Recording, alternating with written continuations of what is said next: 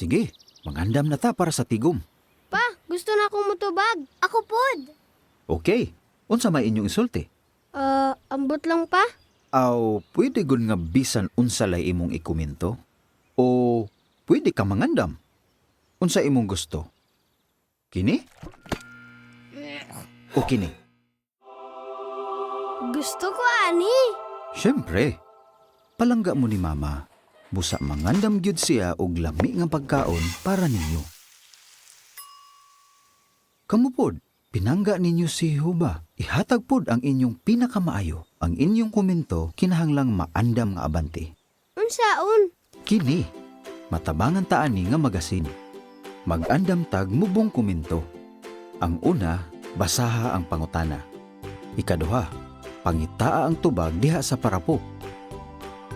Ikatulo, isulat imong komento. Ikaupat, pagpraktis. So, andam na ta.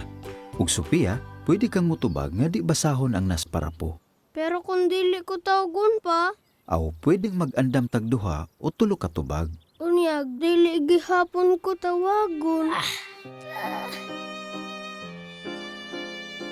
Di na ko, oy. Ayaw ana dong. Daghan ang nahibalo nga gusto kang mukomento.